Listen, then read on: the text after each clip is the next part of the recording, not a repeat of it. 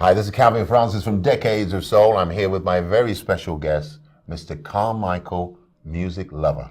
Welcome to Mi-Soul. Thank you. Thank you for having me. More than welcome. We want to talk a little bit about you as the person. For those who don't know about you, I only discovered you through a friend of mine maybe about 5-6 months ago. Okay. And he told me that you've been like recording for like 4 or 5 years. And I was like, why haven't I heard of this guy already?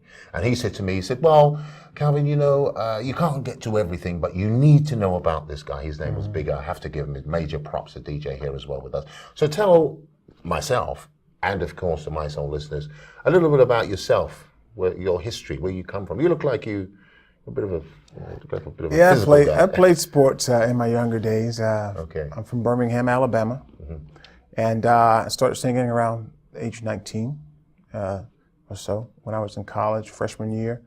I left the football field and started pursuing that dream of music. So that's football, American football, not soccer. Not soccer. You guys call it soccer. Nah, we played stuff with the helmets and the pads. Yeah, but that's a bit girlish.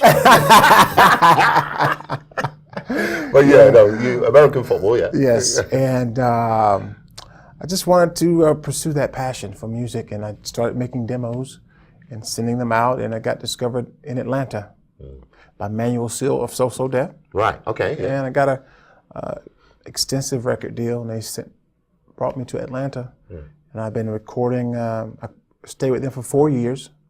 And after that 4th year, I realized that I was working with a lot of different artists, but my career hadn't taken off. Yeah. So we renegotiated, and I got released, and I started my own business and worked with various artists throughout that time, and as well as myself, developing my sound, and came out with my own material. Yeah. The rest is history. I mean, I've slowly but surely been making a lot of progress as an independent artist. It seems that you've got further having done it yourself, if I can be so bold to say so, without disrespecting the people that you used to work for. But it seems to me like you've gone a lot further than when you were with the other guys. Why is that? It's just because you're driving yourself more. I mean, no one else better to sell your product than you, I suppose. Exactly. That's exactly it. No one else can sell you better than you can. Yeah. And no one else is going to feel your desire to be successful stronger than you. So I think those delays, you can count those delays all joyful. Yeah. Just appreciate those no's and those opportunities that are delayed, because it gives you an opportunity to step your game up. Positive guy you are. You really are quite positive. No, you are, because I'm a bit, I kind of throw the toys out of the pram sometimes if someone tells me no. I think, what do you mean? Why? Why can't we? Why not? And that's right. But I have learned over the years to accept change and rejection in a way as a bit of a challenge. If they say no to me, it really for me means yes, because I'm going to make it happen. So we're in the same. We're same, bro. We got the same. Well, I think being in athletics and being a career athlete helped me to learn what is necessary to be successful or be better. Yeah. Say, for instance, when you're weight training, without resistance, there is no muscle coming. Sure. There is no strength without resistance. So people represent resistance, and opportunities that are delayed represent resistance, and you have to push through that repetitiously. I can tell you still look at this guy. You're still trained, and you're still. How many times a week do you train? So you got to do reps. How many times a week? Because I travel so much now, it's not as much, but about 3 days a week. 3 days a week. But I like doing cardio, because if I don't work out, I'll just get more massive versus I want to look good in a suit. I don't want to be like... you can't walk. I hate that. I hate that. I did once upon a very long time ago. But I do. But, for me, I go to the gym minimum of twice a week now, but it's more from mind, I love that. I train for maybe an hour or so, half an hour. I used to be 35 stone. He's laughing. I'm serious. I used to be 35 stone. Well, all right, I was 25 stone. I don't know what stones are. It just sounds funny. Oh, yeah. I'm American. Kilos, right? No, we're pounds. Pounds? Yes. Oh, there's pounds in America. Yeah, I don't know what stone is, actually. Okay. Stone. It's heavy. So, tell me some of your influences that help you along the way with your music. Marvin Gaye, definitely. Stevie Wonder, Michael Jackson, Al Green. Just, I love those smooth, sultry storytellers, that made you feel something. Even when I was a kid, I didn't appreciate the music like I should have, but I felt something. And as I got older and began to fall in love, or thought I fell in love, those songs helped, set the tone for me. For real. And it compensated for where I fell short. The music just spoke for me. Right. Yeah. Well, we love your music. I've just been totally besotted by your music since I got introduced, as I said, from DJ Bigger, and I've kind of researched you. I know you've done a Marvin Gaye cover called "I Want You." I know you did that, didn't you? Did "Angel." You did a few bits and pieces back in the day. Very well. That's what I might. Very well, because if they were rubbish, I would tell you. Believe me, I would. I'd say, "What you do that for? Don't do it again." But no, it's amazing that artists like you, self-sufficient, you travel a lot. I know that. I know you've already done the Luxury Weekender in Blackpool. You're here to support Tanisha Rose as well tomorrow night over at the Jazz Cafe. And you are, in my view, you remind me a lot of Will Downing. Will Downing, who's a friend of mine for many years. We helped him back in the 80s when he started out. He was with Island and Froth and Broadway Records, and the A&R lady at the time, Piddy, we hired a Volkswagen Beetle, and we took him on the road. Honestly, this is a true story.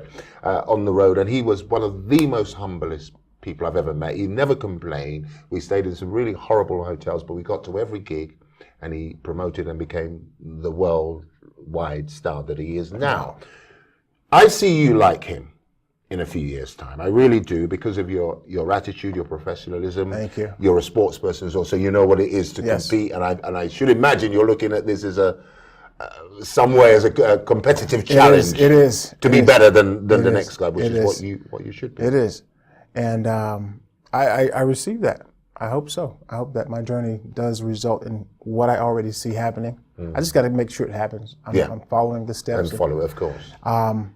And people like yourself, I couldn't do what I do without people in your position that actually endorse it and actually say it is good. Yeah, you've got to believe in it. You know, it is too easy for me to sit and follow every single trend that's going on and get paid big time and all the rest of it. But to me, you can only drive one car and live in one house. Hey, that's right. That's right. So, we have to be as humble as we can and give thanks for every day that we have. Let me just ask you, in your family, any musical hereditaryism, is that the word, in your family? Actually not.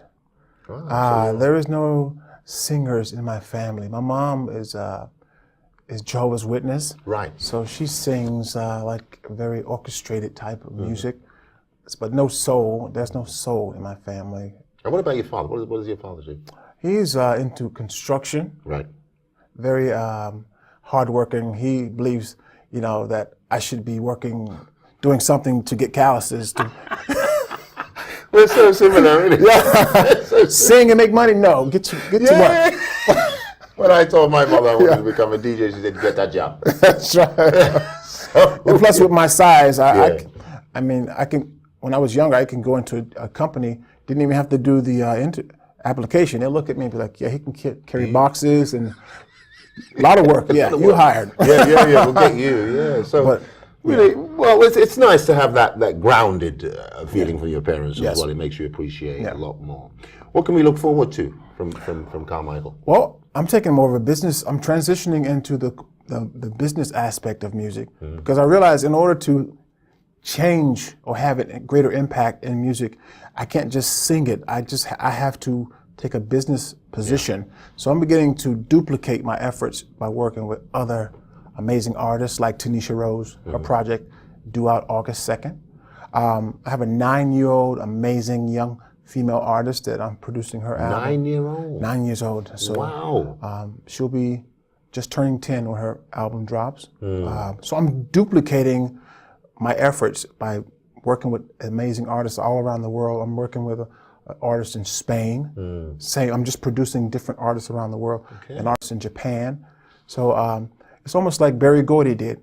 He took one sound with multiple artists and just just created. I remember on the radio show, movement. which we did, you said you respected the business side of the music business. People like Berry Gordy and the like, they are instrumental. Yes. And I'm sure you will be a future Berry Gordy. I just hope you remember me when I knock on you and I say, Carmichael, you remember me? And I'm 65 and say, you remember me? But yeah, I believe there's something else. When we spoke on the phone in the States, and I told you, I said that the Jazz Cafe is one of the premier venues in London. They have many massive venues here, but Jazz Cafe is about 450 people, but it is instrumental to people's careers. You'll see it tomorrow night because Tanisha's there with Finley Quell. But I believe you need to be there. You need to do maximum, maybe say 2-3 nights in a row there, so that the real music heads come and see you. Because in London, you have, in my view, you have club people, you have people go out simply just to get drunk and have a good time, which is okay. You know, that's no problem. But you have what we call, especially here at Mi-Soul, the music heads. Yeah. We're almost bordering on being anoraks, you know, that we have to know, we sit there with our pens and we have to know the original rhythm and who produced it and all this stuff. So I think that's a step that will really, really help you. We'll be hanging tomorrow night anyway, so you'll see what I mean. Next project, I know your current album is doing superbly well with so many beautiful songs on it, but thank you. Where do you go after that? Looking for new artists. I don't want to take too much on right now. Yeah. But like I said, the Tanisha Rose project is my primary focus after Pot of Gold, which is the new album that's currently out right now. That's out now, yeah. Her album, it comes out August 2nd, along with my new album, August 2nd. We're releasing the same day. Simultaneously? Oh, so they both come out at the same Simultaneously. time? Wow. Yes. And we're gonna take over, tag team this thing. So we're gonna have to get you in on a Mi-Soul special somewhere around release date time. Definitely. You said it. I'll take my taxi right back over here. Yeah, he takes the planes like cabs. He really does. This guy. How many times you been here in the last 3 months? Oh my goodness. Well, 3 months. Well, let's say the last 6 months. 6 months. I'll say 3 times. 3 times Yes. in 6 months from Atlanta. That's a lot of traveling. Yeah. How long's the flight? About 9.5, 10 hours. Yeah. I went to Jamaica the other day. It was just under 8 hours. I was moaning. I want to watch another film. Yeah, my legs, it's really die, tight. they? But just like the Volkswagen story, it's not about how comfortable you get to that destination. It's about thinking about once you get to that point. And that's what I see. Yeah. I don't think about the money I'm spending or the time or the sacrifice or the possibility of it not happening. I just think when I get there. You are the deal, man. I'm seriously, you are the deal. It's the same thing Bigger said to me. Bigger said, when you meet that guy, he says, this is ordinary guy. He says, I'm no fuss. No, all of this. And he said, you got to get there. Let's go. We're going to take the bus. We're going to take the train. We're going to take a bicycle. That's right there. Let's go. So. That's right. It's an honor to meet you, man. Thank you. And we're going to hang out tonight and tomorrow. And of course, in August, when that album drops, I'll be right there for you, right here at Mi-Soul. I appreciate it. You're welcome.